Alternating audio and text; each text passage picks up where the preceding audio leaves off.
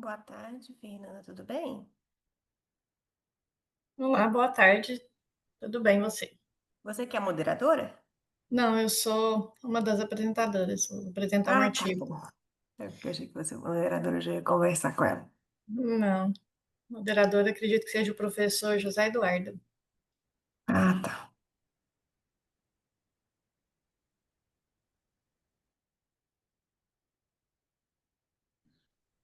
Oi, pessoal, boa tarde.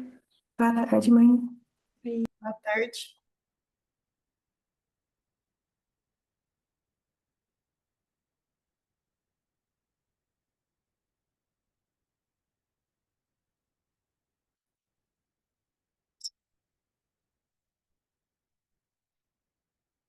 Tirar o reflexo da luz. Aí,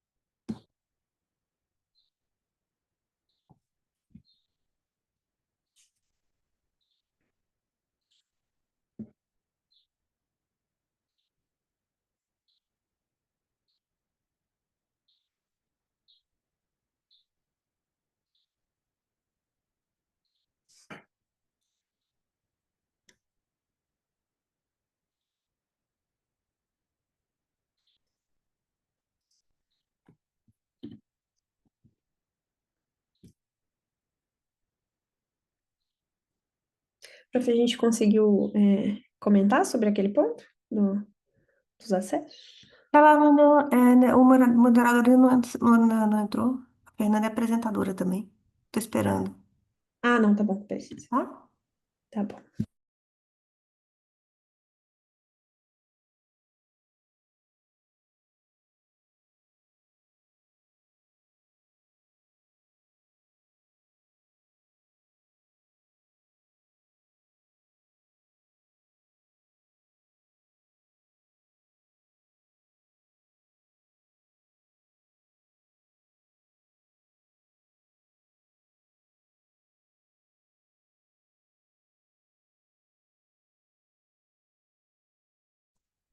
Boa tarde, pessoal. Boa tarde, tudo Dia. bem? Tudo bem? Só para confirmar se estão me ouvindo direitinho? Estamos sim. Assim, você que é o moderador? Não, não, vou apresentar também. Ah, tá.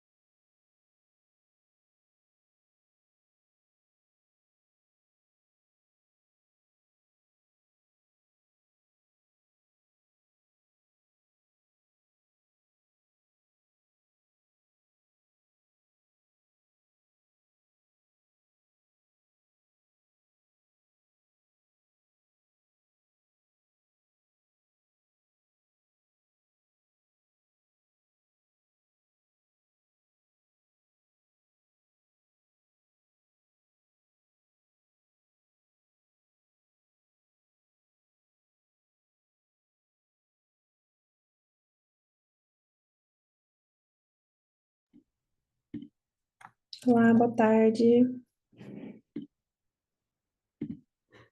Pessoal, vocês me ouvem? Olá, olá, boa tarde, tio. Sim, Perfeito. eu tô quase chegando no hotel, mas ainda tô no carro ainda. Eu acho que devo demorar uns 10 minutinhos para chegar lá, mas aí a gente começa. Eu só pensei em fazer um pouquinho diferente. A ideia era a cada artigo apresentado que a gente já entrasse na discussão dele, né? Talvez eu me sinta melhor se a gente seguir nas três apresentações, aí eu chego no hotel tranquilo e consigo ligar o computador, aí para a gente passar para as discussões, para as contribuições com os artigos. Será que poderia ser assim? Boa noite, tudo certo? Olá. Por mim, tudo bem. Por mim, tudo bem também, professor. Igual. Oi, oi, Fernanda. Tudo bem, Fernanda? Oi, tudo bem, e você? Tudo jóia. Estou quase chegando no hotel aqui. Estou em São Paulo. Tá certo. Boa tarde, professor. Se você quiser também esperar uns minutos para você chegar, para a gente iniciar. Eu acho que dá para começar se a gente puder fazer assim, de vocês apresentarem e a gente passar para a discussão depois dos três em conjunto, se vocês não se importarem. Por mim, ok. Tranquilo. Sim, e só Mara- uma ressalva, no caso do artigo de contratos inteligentes, que vai apresentar vai ser a Mariane, que ela é realmente que executou o projeto, professor, e eu sou orientadora dela, eu estou acompanhando aqui também com o usuário de uma colega para poder de estar presente, para poder participar, tá bom? Maravilha, que ótimo. Exato. E aí são 17h59, aí acho que a gente pode começar, né, as apresentações, o primeiro artigo, pode começar a apresentação, né? 15 minutos, tá?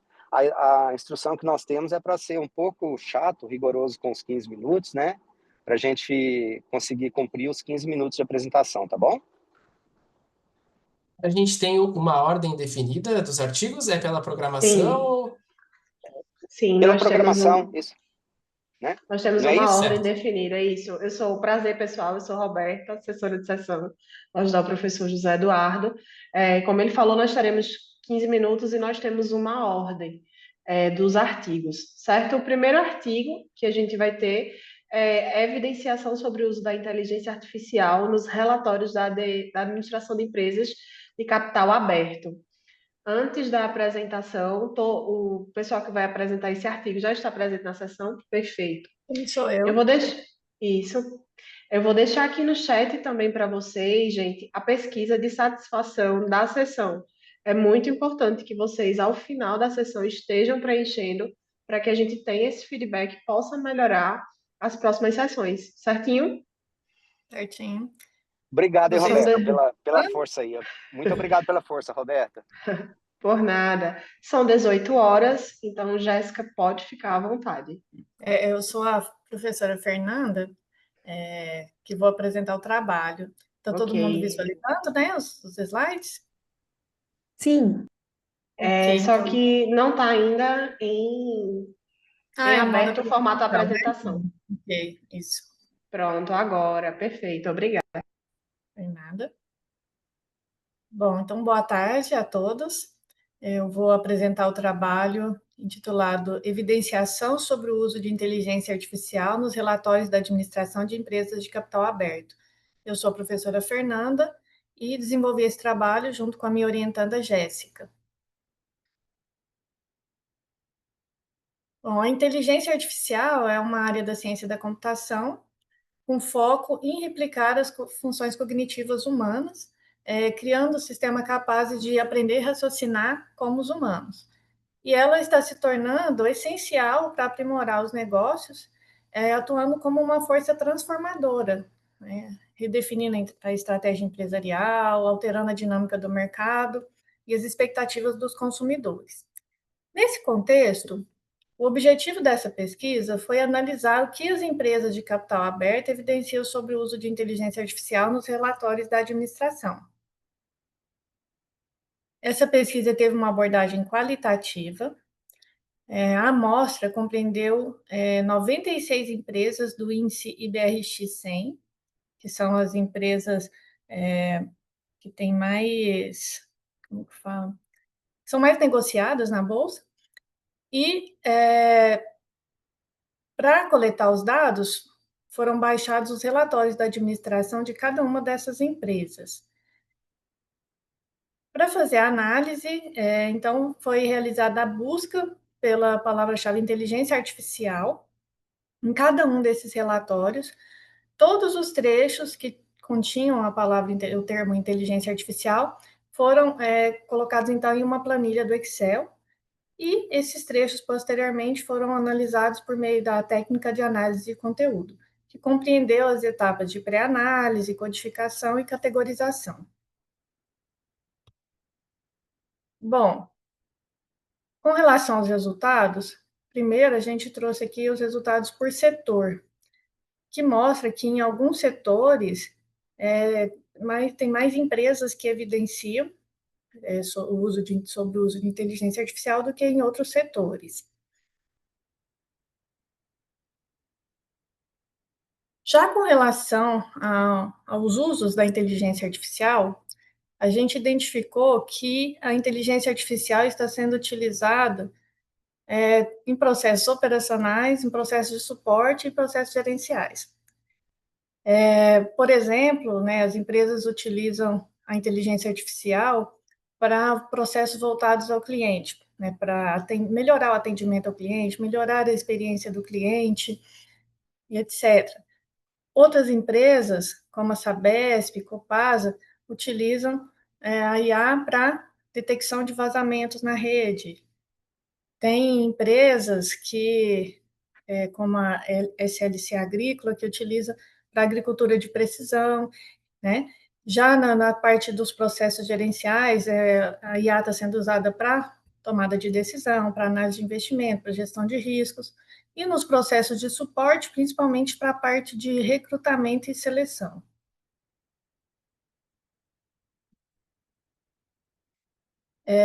Então, a gente identificou que a IA ela vem sendo utilizada em várias áreas da empresa, da amostra, só que quando a gente volta aqui, a gente vê que nem todas as empresas evidenciam, apenas 28 empresas evidenciam o uso de IA nas empresas, na empresa, né? Então, no seu relatório.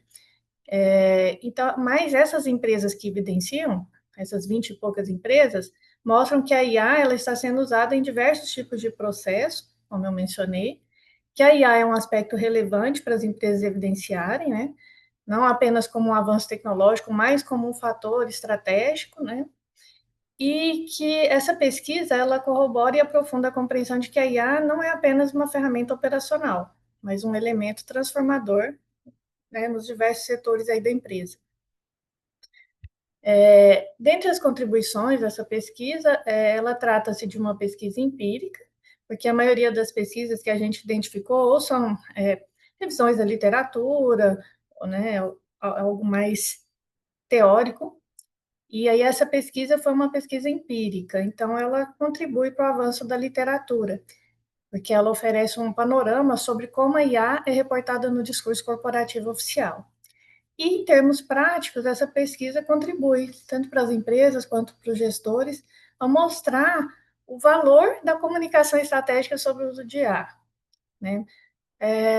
Às vezes alguma empresa pode estar usando IA, mas não estar evidenciando, né? Então, as empresas precisam entender que essa divulgação pode melhorar a percepção do mercado, atrair investidores e demonstrar um compromisso com a inovação e eficiência.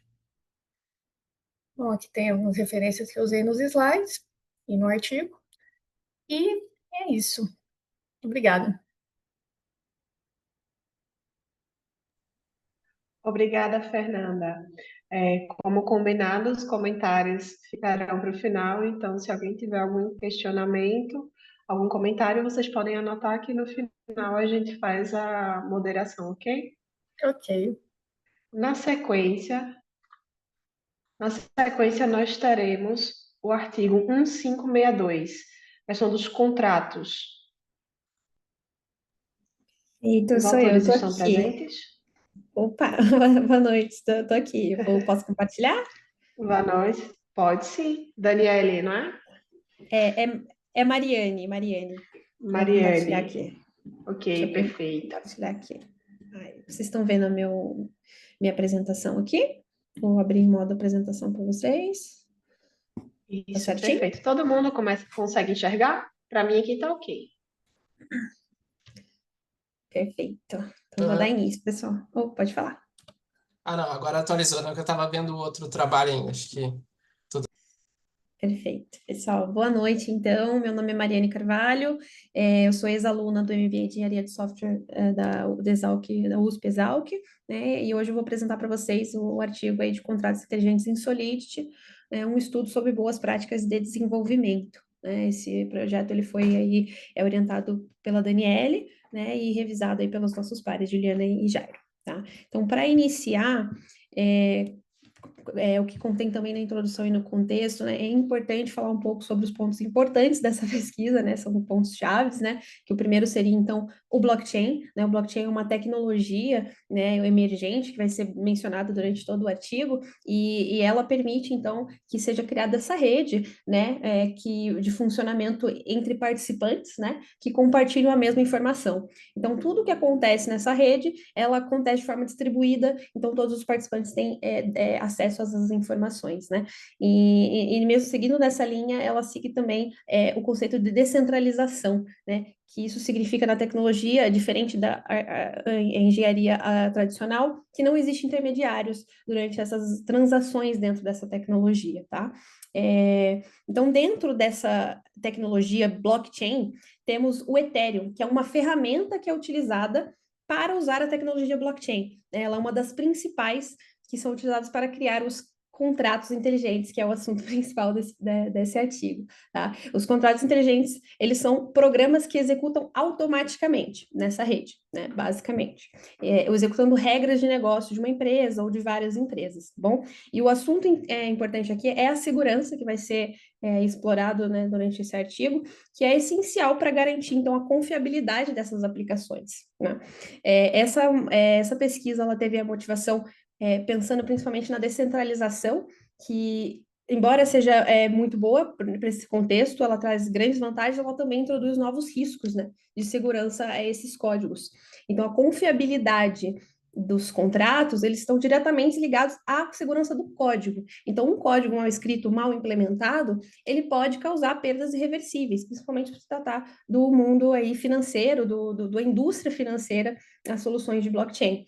Então, essas vulnerabilidades que existem hoje, elas são frequentes, elas ainda existem e elas ainda estão sendo exploradas. E a ideia dessa pesquisa é, de fato, trazer práticas, né, adotar práticas que vão reduzir os riscos e fortalecer ainda mais a confiança no ecossistema e nessa tecnologia chamada blockchain.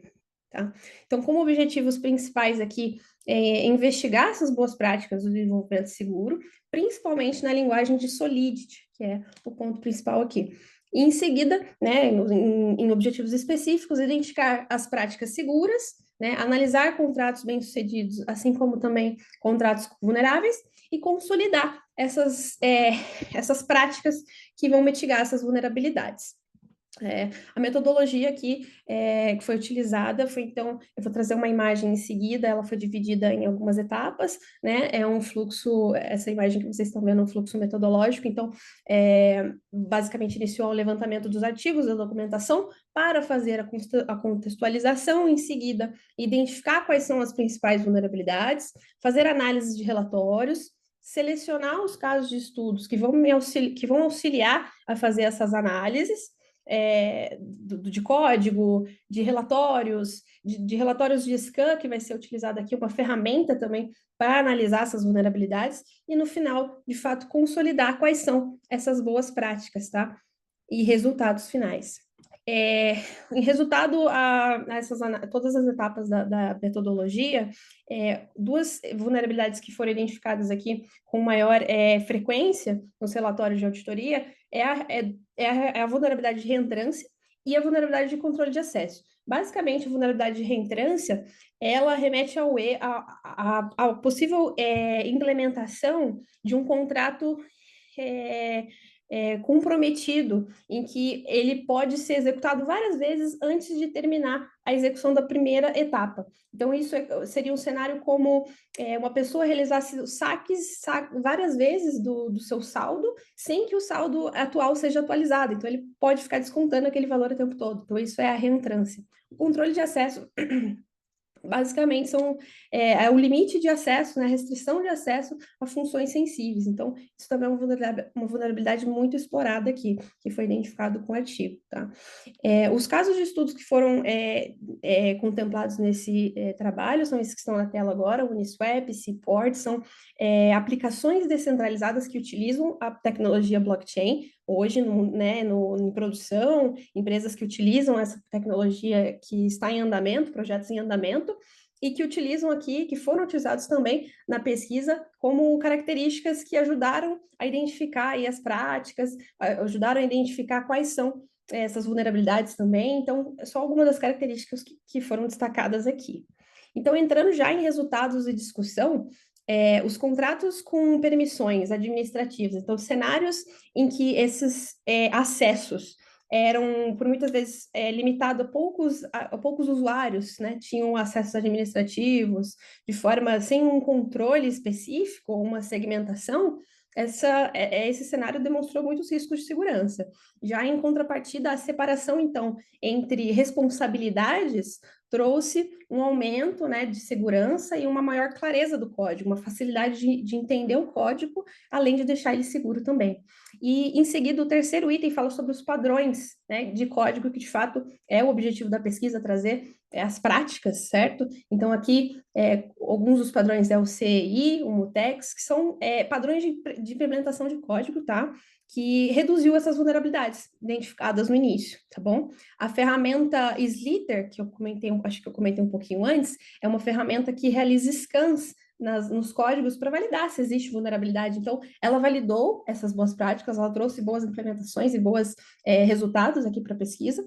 E, em seguida, identificado também que a combinação de uma análise, uma revisão manual, em que você possa testar aquele código, testar a vulnerabilidade em cima dessa implementação, ela também amplia essa precisão e a detecção de falhas ou até mesmo uma validação, uma segunda validação para essas práticas que já foram identificadas.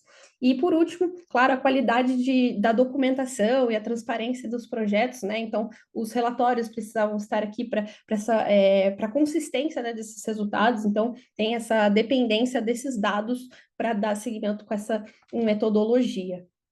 Então, resumindo, a pesquisa ela traz aqui boas contribuições em relação às boas práticas, né? Então, foi identificado que desde o início você implementar essas boas práticas, esses padrões, todos os padrões e práticas que foram identificados como seguros, desde o início, fortalece a segurança do código como um todo, do contrato como um todo. Então, isso já pode ser identificado na etapa inicial do desenvolvimento. Já padrões, como mencionados ali, seguros como o CEI, o MUTEX, que são padrões de codificação, eles demonstraram eficácia para uma das vulnerabilidades, que seria a reentrância, né? Já outros mecanismos de controle de acesso, que também aparecem na engenharia tradicional, eles demonstram também uma eficácia em validação de identidade, papéis diferenciados, ele aumenta, então, a segurança do código também. Outros tipos de padrões de codificação nesse ponto, esse item 3, né? A utilização da ferramenta Slither, como foi mencionado anteriormente, auxilia a detecção das vulnerabilidades e também, se combinada com outras ferramentas, amplia a cobertura da análise, né?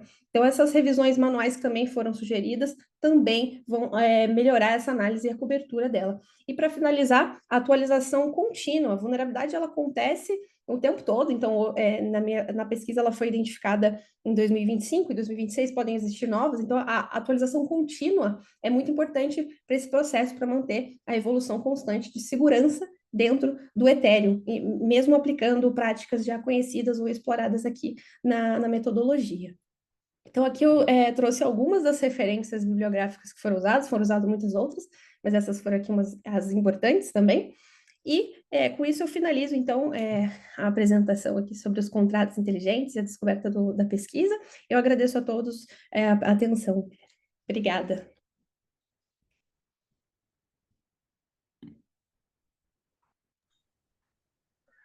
Obrigada, Mariane. Dando sequência na apresentação, agora é o artigo Transformação Digital na Gestão Hospitalar, Revisão Sistemática da Literatura. Bom, vou apresentar então, deixa eu compartilhar a tela.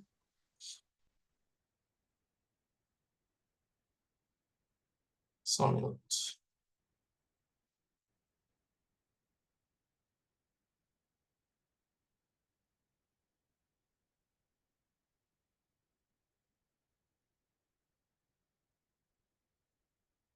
Vocês estão vendo em tela cheia? Agora sim. Agora sim. Sim. Bom, então, boa tarde a todos.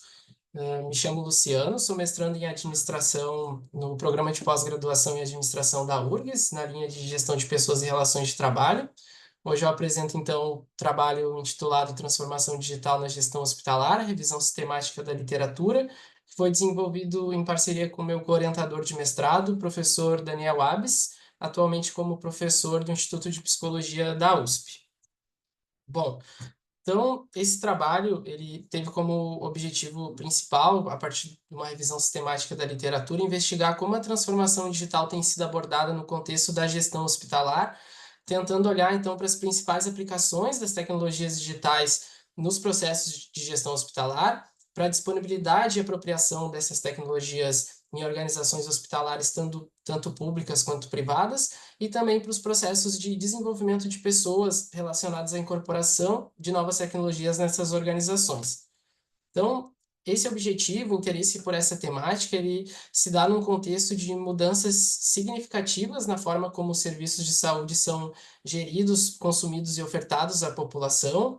Então, frente a diversos avanços tecnológicos que a gente tem observado nos últimos anos, desde tecnologias mais tradicionais da área da saúde, como sistemas de informação em saúde, prontuários eletrônicos e a própria telemedicina, até tecnologias emergentes aí que têm sido cada vez mais abordadas, como o Big Data, inteligência artificial, internet das coisas, sobretudo possibilitadas pela análise e processamento de grandes conjuntos de dados, né, que vem oferecendo, então, novas possibilidades para melhorar os cuidados em saúde, assim como melhorar as condições de acesso da população aos serviços de saúde.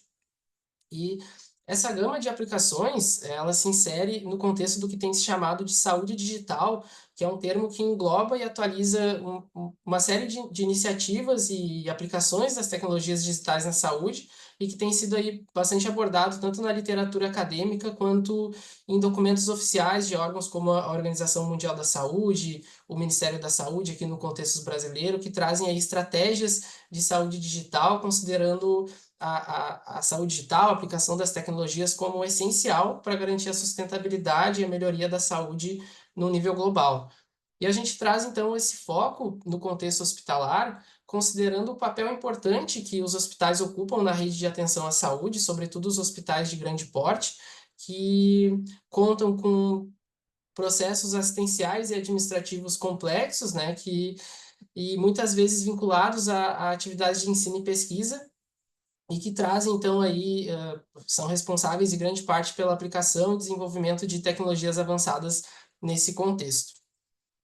Bom, entrando já no método, esse estudo ele teve, então, como método a revisão sistemática da literatura, a partir da construção do protocolo Prisma, depois eu vou mostrar melhor para vocês. Foram realizadas, então, buscas em julho de 2024 nas bases de dados Web of Science e Scopus, e a escolha dessas bases, ela considerou a grande quantidade de periódicos revisados por pares e também uma grande cobertura de periódicos da área da administração e de ciência e tecnologia. E para a definição dos descritores, dos termos de busca, foi utilizada a estratégia PICO, na sua forma adaptada às ciências sociais. Então, a gente tem como população do estudo a gestão hospitalar, incluindo os descritores Hospital Administration e Health Management. Temos como fator de estudo as tecnologias digitais, incluindo os descritores Digital Technology, Information System e Artificial Intelligence. E como contexto, então, os hospitais, incluindo o descritor Hospital, ali com o asterisco, né? Então, incluindo aí as diferentes terminologias dessa palavra. Então, a partir da construção com os operadores booleanos ali, os operadores OR e AND, ficou dessa forma a nossa string de busca que foi utilizada nas bases. Então, foram selecionados estudos publicados entre 2019 e 2023, então 5 anos aí anteriores à realização das buscas, e foram incluídas pesquisas originais e revisões disponíveis em português, inglês ou espanhol. Então, a partir das buscas, foram identificados 150 estudos inicialmente, sendo 115 da Scopus e 35 do Web of Science, e a partir de todo o processo de triagem, aplicação dos critérios de inclusão, leitura por títulos e resumos, foram incluídos na revisão 19 estudos, que foram então categorizados de acordo com o foco da pesquisa e com a dimensão de aplicação e desenvolvimento no contexto hospitalar, onde a gente identificou como principais categorias aí, entre esses estudos que tratavam de apoio à decisão clínica e atendimento ao paciente, estudos que tratavam de aspectos gerenciais e organizacionais, e, por fim, estudos que não focavam nem na questão clínica, nem na questão organizacional, mas que traziam uma visão geral aí sobre aplicações da saúde digital nesse contexto da transformação digital na saúde.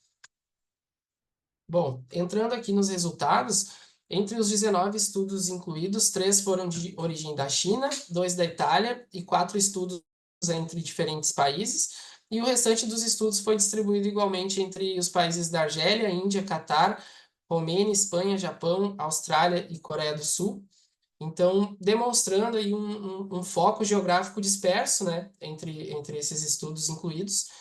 E em relação à distribuição desses estudos por ano de publicação, a gente percebe um crescimento no interesse por essa temática nos últimos anos, sendo aí 2023 com a maior parte dos estudos incluídos nessa revisão. Em relação à categorização dos estudos, então a gente teve como principal categoria a maior parte dos estudos relacionados a apoio à decisão clínica e atendimento ao paciente. Então, sobretudo, esses estudos trouxeram soluções de IA ou soluções que utilizavam algoritmos de aprendizado de máquina, tratando sobre modelos de predição, como tempo de internação em UTI ou riscos de eventos cardiovasculares, rastreamento de doenças crônicas, diagnóstico e triagem de pacientes e também propostas de tratamento personalizado. Então, voltados, sobretudo, para soluções de IA.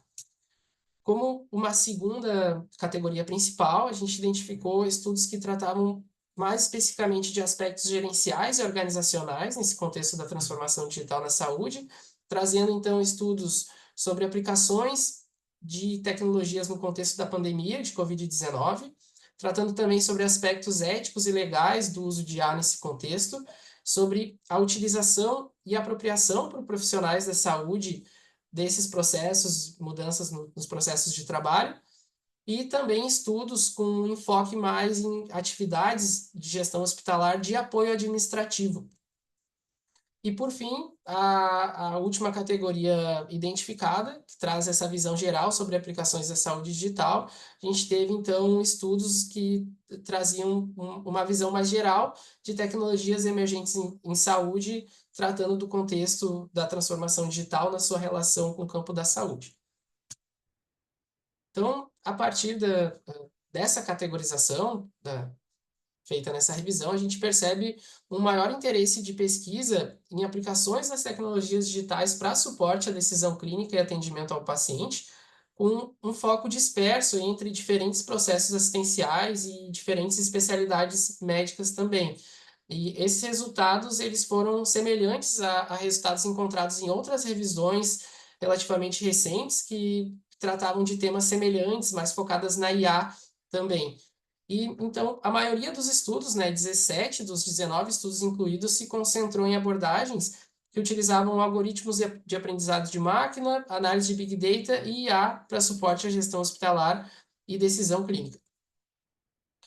Então, já trazendo um pouco das conclusões do estudo, a gente percebe que o caráter emergencial da Covid-19, né, da pandemia, contribuiu para o desenvolvimento e utilização de tecnologias digitais na gestão hospitalar. Então, nessa revisão se destacaram alguns estudos que trouxeram desenvolvimentos, né, nesse contexto emergencial. E a gente percebe, então, uma importante lacuna de pesquisa a partir dessa revisão, visto que poucos estudos abordaram aspectos relacionados à gestão de pessoas, na incorporação das tecnologias nas organizações hospitalares. Então, temas como liderança e desenvolvimento de pessoas são temas que ganham relevância frente à necessidade de profissionais capacitados para atuar novo contexto de trabalho e para ter uma visão crítica também, uma atividade relacionada a coleta, armazenamento e processamento de dados em saúde, o que traz uma ideia de que os estudos voltados para a transformação digital, nesse contexto da gestão hospitalar, eles têm olhado mais para a tecnologia em si, para o desenvolvimento da tecnologia, e não tanto para a relação da pessoa, para o papel da pessoa nesse contexto da transformação digital, ou da relação humano-tecnologia nesses processos. Então, eu venho da gestão de pessoas, também puxo bastante para esse lado dessa visão desses processos da transformação digital a partir da relação das pessoas com a tecnologia. Além disso, já trazendo um pouco da agenda de pesquisa, de propostas de novas pesquisas, né, sugestões de novas pesquisas, é importante a gente considerar que a área da saúde ela apresenta especificidades importantes, principalmente no contexto hospitalar, considerando a grande quantidade de dados sensíveis, né, dados de saúde que circulam nesses ambientes e num amplo ecossistema de organizações da saúde, que incluem hospitais, indústria, instituições públicas, academia e outros atores. Além disso, a multiprofissionalidade que existe no ambiente hospitalar também é um fator importante a ser considerado. Então, a gente tem diferentes tipos de profissionais, diferentes classes de trabalhadores que trazem, então, diferentes perspectivas sobre os desafios e as oportunidades da transformação digital no contexto hospitalar.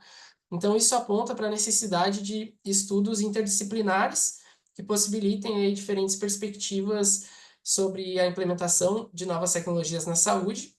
E, além disso, a gente tem ainda questões como dataficação, privacidade, segurança, ética e regulação relacionada à utilização de dados nesse contexto como um campo vasto ainda a ser explorado por novas pesquisas. Além disso, também se percebeu que os estudos incluídos nessa revisão apresentaram um foco geográfico disperso, né? Então, com poucos estudos aí de diferentes países, trazendo a necessidade de novos estudos mais focados num determinado contexto geográfico e cultural que possam aprofundar, então, essa discussão da transformação digital na gestão hospitalar relacionada com outros fatores, né? De determinados ambientes. Bom, seria isso, pessoal. Agradeço pela atenção. Aqui estão minhas referências. Isso aí, muito obrigado.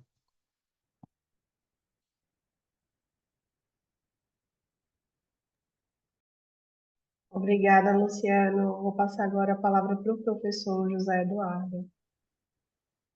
Robertinha, muito obrigado aos participantes dessa sessão. Peço desculpas, o voo atrasou um pouquinho, a ideia era chegar no hotel um pouco mais cedo, mas, enfim, é do processo e aqui estamos, né, e sinto-me honrado em participar dessa sessão com vocês. Mais uma vez, reforço o pedido de desculpas e o agradecimento às meninas aí pelo apoio, né, bacana aí no processo de condução da sessão. Bom, quebramos um protocolo primeiro, tá? A ideia, né, e a orientação que nós temos é para que após cada artigo nós já passamos para alguns comentários, para debates, e aí nós quebramos esse protocolo até para eu poder estar aqui sentado, consultar meus alfarrapos e tentar contribuir de alguma forma aí com as discussões. Aí, nesse ponto, né, partindo desse ponto, esse trabalho de moderador ele é um tanto quanto complexo e ingrato, e eu tento ser muito sensível ao que traz cada um dos trabalhos, ao que traz cada um dos autores, ao que traz cada um dos apresentadores de trabalhos nesse momento. Tem alguns trabalhos que já são trabalhos concluídos, trabalhos prontos, e essa é a entrega, e às vezes os pesquisadores possivelmente não farão novas intervenções, novas modificações nos trabalhos.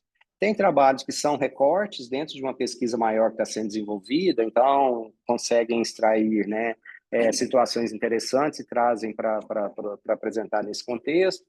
E, posto isso, vou fazer alguns comentários, mas muito mais abrir espaço para, né, para interação, para os autores, né, também contribuírem, comentarem, tá?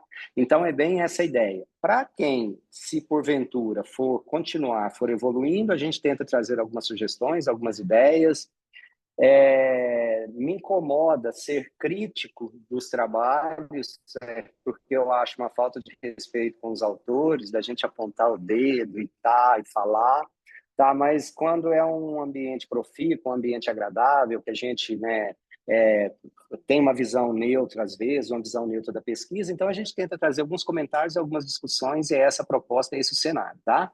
Então, primeiro ponto, né? 3 temas, 3 artigos que estão aí surfando a crista da onda, né? Então, quando a gente fala de IA, a gente fala de blockchain, a gente fala de transformação digital, então esses temas são extremamente emergentes, não são concretos, não são obras prontas, não são obras acabadas, muito pelo contrário, né? Muito assim, né? Isso está ainda muito em ebulição e muito tem que se discutir e que se pensar em todas as áreas, né? Em várias as áreas.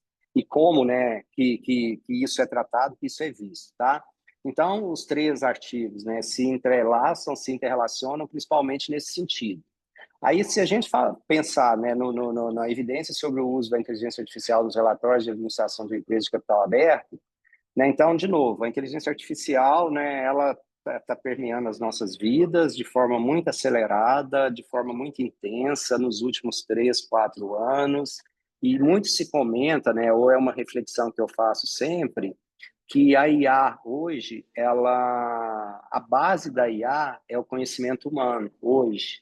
Né? As IAs reproduzem ou usam ou sintetizam o conhecimento humano, mas começa-se a IA a usar conhecimentos de IA. E como isso se dará em diversos lugares, em diversas searas, em diversos pontos, tá?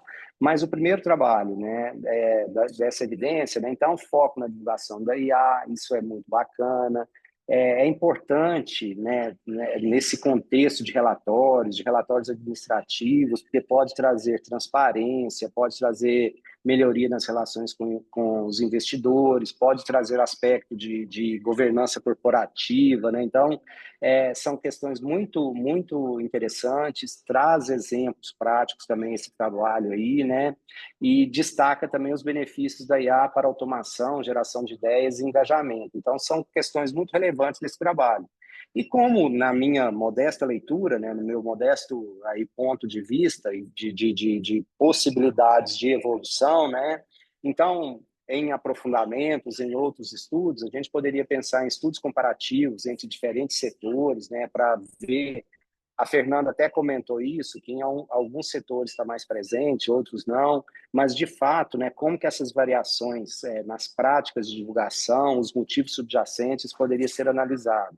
O impacto que isso gera também na divulgação e na avaliação, né? Então, a IA pode afetar isso, ela pode melhorar o nível de qualidade, o nível da divulgação, isso tem impacto positivo, ou o que isso significa, né? Isso é uma das questões também relevantes nesse setor, nessa área, é a padronização de divulgação, né? Então, será que a partir da IA nós poderíamos propor algum framework, algum arcabouço, alguma estrutura para padronização de divulgação desses resultados a partir da IA, né? Como que a IA pode contribuir com isso, né? Dado a natureza relativamente recente nesse campo, e a Fernanda mostra isso, né? 27 empresas apenas evidenciaram o uso, né, a presença de IA aí nos seus relatórios, né? E também, claro, né, informações qualitativas que podem eventualmente derivar disso, né, que podem, enfim, enriquecer, trazer contexto, dar uma ideia. Então, acho que essas seriam as contribuições. Quanto ao segundo trabalho, a segunda apresentação, o que a gente... o que não é nem do trabalho. Eu acho que o trabalho é muito bacana, muito legal, mas assim, talvez até num próximo passo de pesquisa ou em algum outro direcionamento de pesquisa, né? será que, inclusive falando de IA, inclusive falando dessas coisas, de nós eventualmente mudarmos um pouco de soluções um pouco reativas para soluções mais proativas, né? Então, como que nós poderíamos fazer isso? De que forma a IA talvez pudesse contribuir com isso também, né? Então, esse talvez pudesse ser um bom caminho aí de próximas pesquisas, de próximos passos, né? A melhoria de verificação e controle, né, apesar da implementação de boas práticas, de vulnerabilidades, né, como a ausência de verificação nas mudanças e propriedades do controle pode acontecer ou pode influenciar, né? Então, melhorias futuras poderiam concentrar no fortalecimento dessas verificações específicas, a própria prática de desenvolvimento, né? Então, a adoção sistemática de prática de desenvolvimento seguro desde o começo do processo como um todo, mas enfim, né, eu acho que é um trabalho muito, muito maduro, né, muito, muito interessante, muito rico. E por fim, no último trabalho, né, do Lucas, né, transformação digital na gestão hospitalar, a revisão sistemática da literatura. Então, eu particularmente gosto muito dos artigos de revisão sistemática, porque eles são potencialmente artigos que geram muita possibilidade de citação. E nós, programas de pós-graduação, nossos artigos, nossos programas, né, cada vez mais eles são mais valorizados pela quantidade de citação que é feita acerca desse nosso artigo. Então, um artigo de revisão sistemática, eu tenho discutido isso muito no nosso programa de pós-graduação, que alguns professores falam, mas um artigo de revisão sistemática, gente, um artigo de revisão sistemática tem muito potencial. E o seu artigo traz um pouco disso, né, Lucas? Que é uma coisa muito bacana dessa revisão sistemática, que é a agenda de pesquisa. Tá bom, mas quais são os próximos passos, né? Então, o seu artigo traz isso, né? E é legal também, né? E eu, particularmente, gosto muito dessas questões de você traz tecnologia, você traz, né, transformação digital, você traz IA, mas não isso por isso, mas isso em diferentes contextos, e no seu caso em especial, na parte de gestão de pessoas de uma forma geral. Então, são questões bem interessantes, né? Então, eu acho que merece, você deve estar fazendo isso, né? Né? Se a gente fosse até usar uma outra teoria que poderia ser utilizado aí, né? Produzir alguma coisa relacionada à teoria dos stakeholders ou das partes interessadas, né? Que você comenta de alguma forma, né? Mas investigar nas perspectivas das diferentes partes, dos diferentes atores, né? Dos médicos, dos enfermeiros, dos administradores, dos pacientes, né? Então, como que isso afeta, impacta, contribui, né, fortalece, traz dificuldade para cada um desses atores, né? Então, poderia ser inclusive utilizado aí, né, para desenvolver alguma coisa adicional, caso queira, a teoria dos stakeholders. Bom, esse é um panorama, essa é uma visão geral. Antes até de passar para os autores, né, para quem, né, puder comentar, quiser complementar alguma coisa, as nossas queridas Roberta aí, eu não guardei o nome delas ainda, tá? Me ajuda aí, Roberta. Quem que está contigo como facilitadora? Isso, eu e Saulo. Ou hoje é só você? E Saulo. Roberta, então você agora. Você gostaria de complementar alguma coisa, comentar? Por favor, sinta-se à vontade. Vou abrir aqui o áudio, minha conexão está um pouco ruim, mas eu vou tentar contribuir. Como o professor falou, né, 3 temas que são emergentes, não que A seja algo novo, mas tem sido trabalhado no aspecto gerencial ainda de forma emergente. Acerca do primeiro artigo, muito pertinente a questão de tratar IA, né, a evidenciação, né, a transparência, a estratégia de marketing, reputação.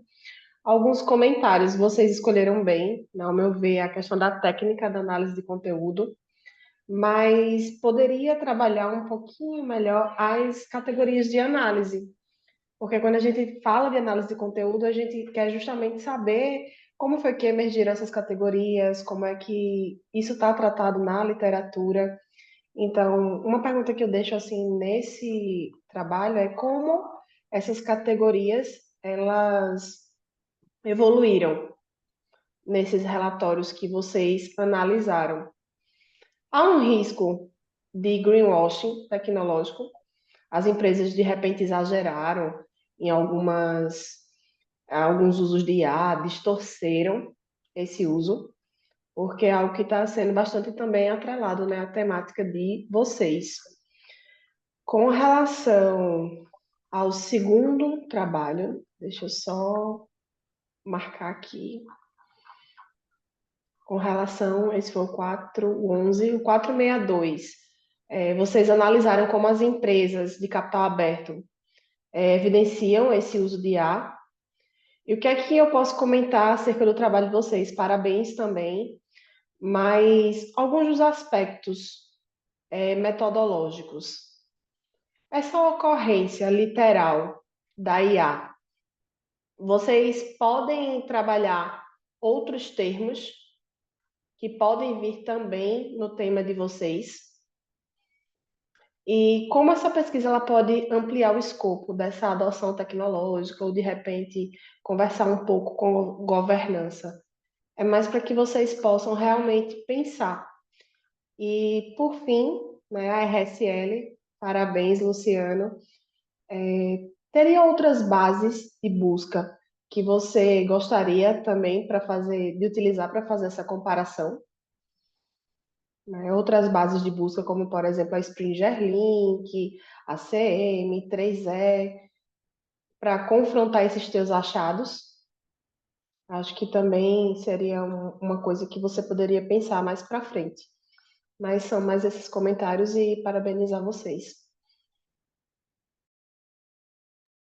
E passamos para eles, né, Robertinho? Para eles comentarem, Isso. para interagirem, para comentar alguma coisa que porventura o tempo tenha sido curto na apresentação. Esse é o momento, essa é a hora da gente compartilhar aí né, os conhecimentos, as perguntas, as angústias nesse momento aqui da nossa sessão, né, Roberto? Então, vou só comentar, né, a respeito aí do que vocês falaram sobre o artigo.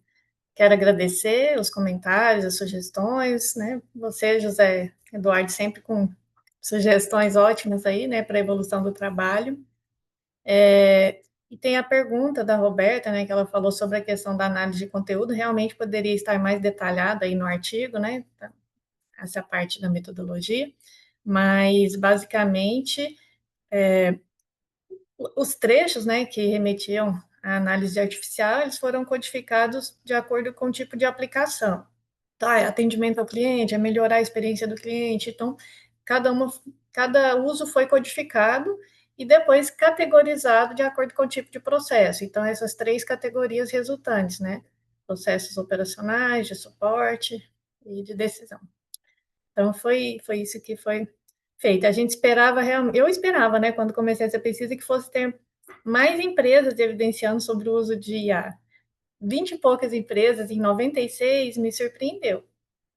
E aí, como eu comentei, alguns setores têm empresas que evidenciam mais, outros setores nenhuma empresa, mas talvez para alguns desses setores a IA seja mais estratégica do que para outros, né? Os investidores estão esperando em algumas empresas que elas sejam mais inovadoras do que em alguns outros setores, né? Nesse sentido, talvez isso seja uma explicação, mas só uma futura pesquisa para aprofundar e entender mesmo o porquê disso, né?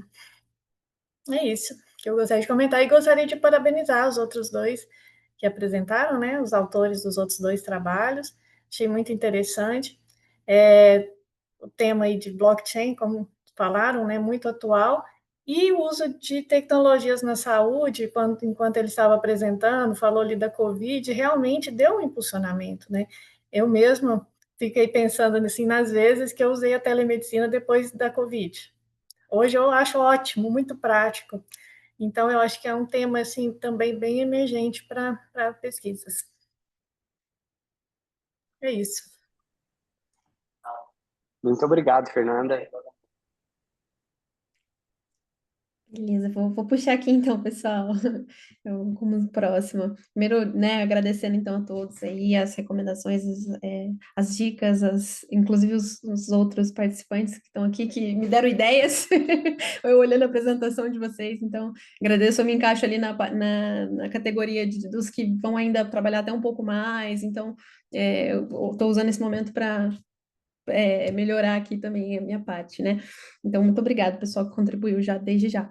E aí, só comentando que o primeiro que o professor José falou, né, em relação às questões de implementações mais proativas, né? Isso, inclusive, foi uma coisa que foi uma discussão, inclusive, no próprio artigo, né, sobre as proativas, foi percebido, inclusive, nos resultados, que todos os resultados ali, todas essas vulnerabilidades são de formas preventivas ali, muito reativas, né? Então é muito interessante você falar sobre isso, até contemplando com a questão da AI. Então acho que vale muito, eu acho que daqui a pouco trazer um pouco mais de significância para isso ali, né? Como você mencionou. Então acho super válido, super se encaixa com que o meu projeto tá propondo ali, né? Então, muito obrigada também por esse ponto, viu, professor? E aí, em relação ao que a Roberta, peço até desculpa, tá? Às Porque vezes na é hora que só um você reforço do que você já estava fazendo, né? Desculpa, às vezes não é nada novo, mas é reforçando uma linha que você já está seguindo mesmo, né? Exato, às vezes é dar um pouco mais de fala para aquilo, né? Explicar um pouquinho mais. Então, muito obrigada, acho que faz todo sentido.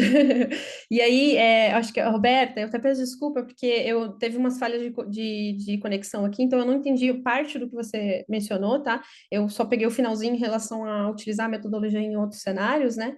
Você quer reformular ou falar, só repetir, por gentileza? Ou seria isso mesmo? De contemplar em outras linguagens, outras tecnologias? Seria essa a ideia? Isso, Tá, exato. legal. Isso outra coisa interessante de mencionar, a ideia dessa metodologia é poder aplicar em outras ferramentas, em outras, por exemplo, né, hoje eu estou falando de uma linguagem específica, Solidity, né, e aí eu querer colocar isso para Java, então é possível, a ideia é essa da metodologia também, e aí eu acho que entra também no cenário que você comentou de, às vezes eu estou mencionando, mas acho que eu não mencionei muito bem, posso melhorar isso para falar um pouquinho mais que é possível, falar dos próximos trabalhos, que eu acho que até eu senti falta olhando o projeto dos meninos aqui, que eles falaram sobre as próximas, né, os avanços e tudo mais. Então, acho que é isso. Obrigada também pela contribuição, pessoal. Acho que do meu lado é isso. Mais uma vez, obrigada.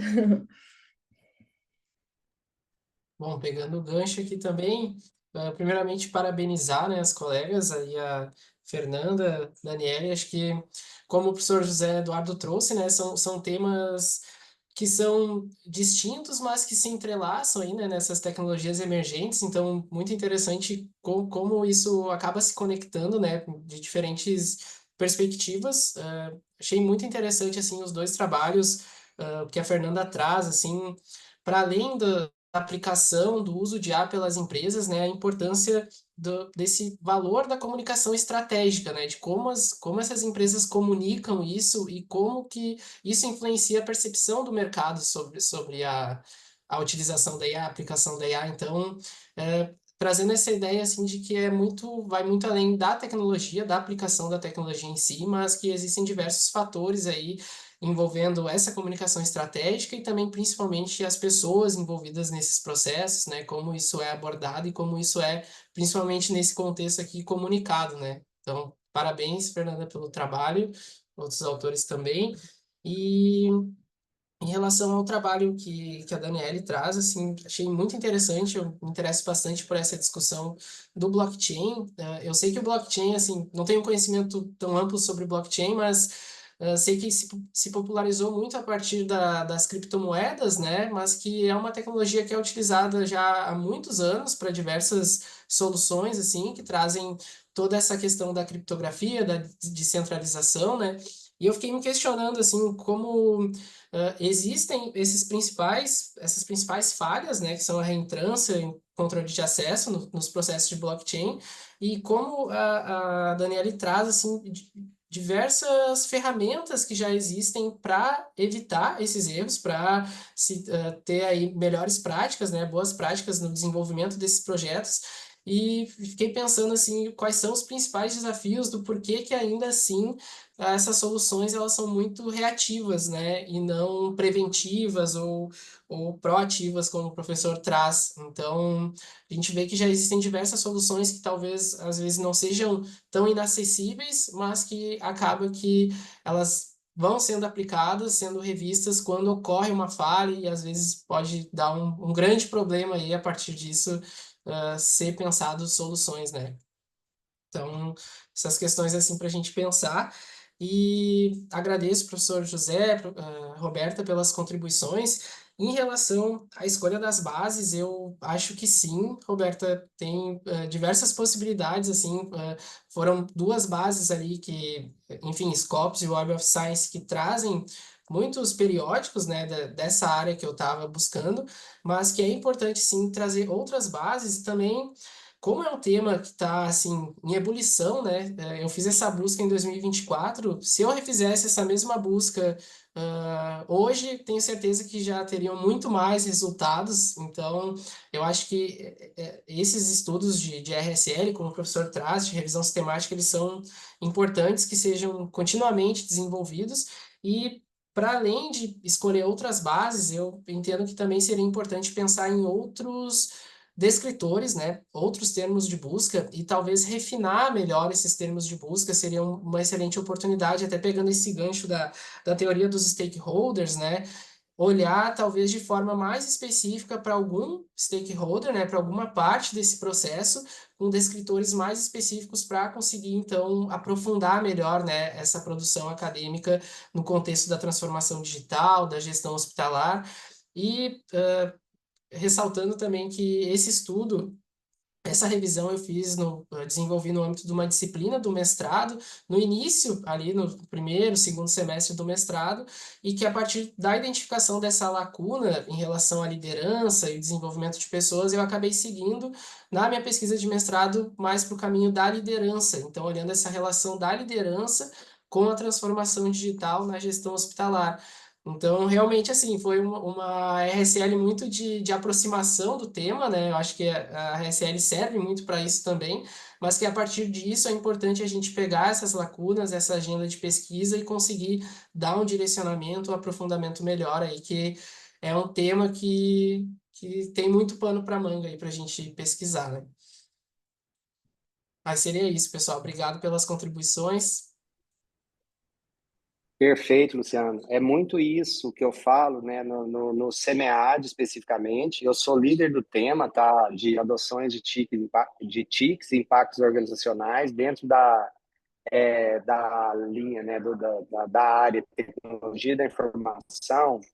E aí isso que eu falo do zelo que nós temos que ter, né? Assim, nós aqui temos que ser incentivadores de pesquisa e não pessoas que de alguma forma inibem o processo de pesquisa, o processo de desenvolvimento. Então eu gosto muito de SEMEAD, muito mesmo, porque ele é a porta de entrada para os pesquisadores, para a maioria dos pesquisadores, né? Começarem esse processo de apresentação, esse processo de construção de pesquisa mesmo. E vários dos artigos que vêm para esse congresso, eles acontecem assim, eles emergem de uma disciplina na pós, ou alguns, né, que é muito bacana também, em nível de TCC na graduação. Então, eu tenho muito zelo e muito cuidado que aqui nós sejamos incentivadores, né, não que a gente não possa contribuir, que a gente não possa ajudar, mas de forma alguma que nós sejamos inibidores aos pesquisadores, ao processo de pesquisa, ao processo de desenvolvimento. Eu acho que esse é um papel fundamental nosso.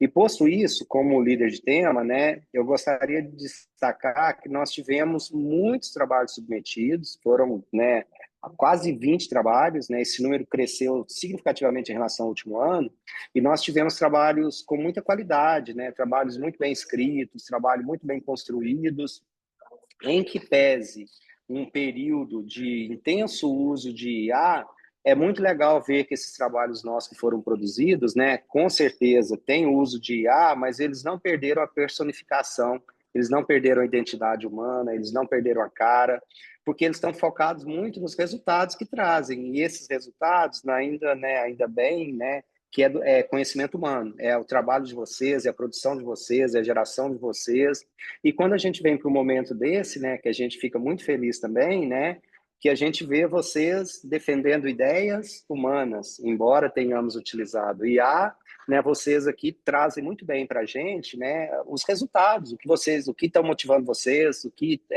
para onde a pesquisa de vocês está caminhando, para onde está direcionando, e eu fico muito especialmente feliz com isso, tá? Então, enquanto líder de tema, eu acho que é muito isso, né?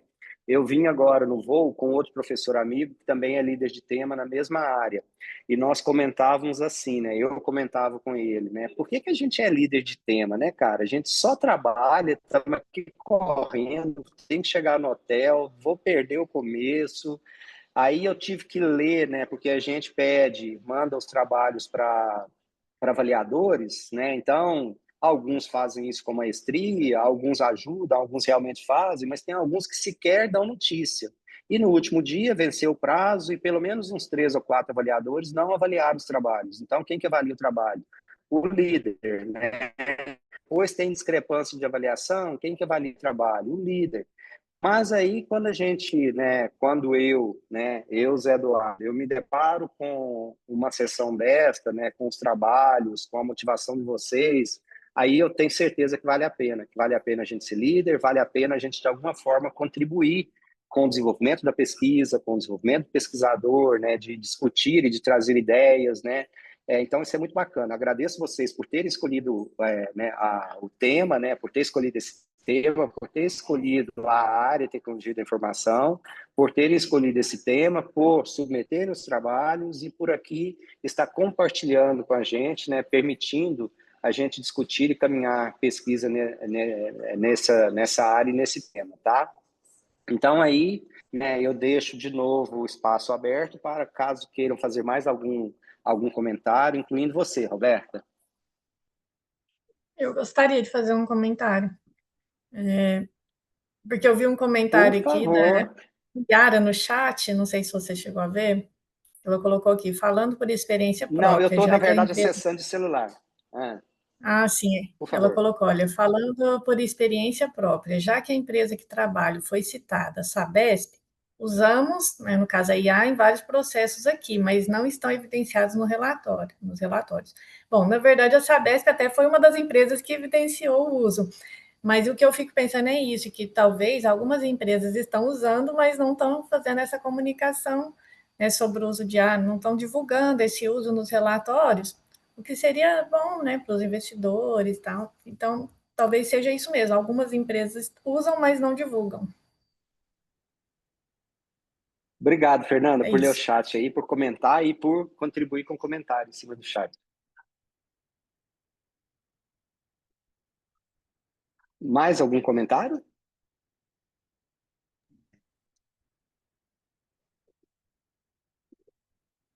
Roberta, qual o próximo passo nosso mesmo, Roberta?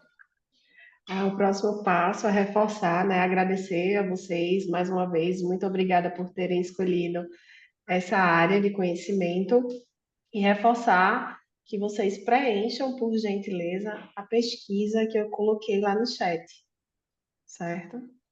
Para colaborar com o evento. Roberta, te agradeço muito, muito, muito, tá? Pela força aí, por pré-evento, pelo que já fez antes, por todas as iniciativas aí, por ser uma facilitadora incrível desse processo também, tá bom? Muito obrigado. Obrigada eu. Obrigada, pessoal. Boa noite e bom semiárido para vocês. Obrigada, Boa noite, pessoal. Uma boa pessoal. noite. Obrigada a todos. Tchau, Boa tchau. noite. Obrigado, Boa tchau, noite. tchau.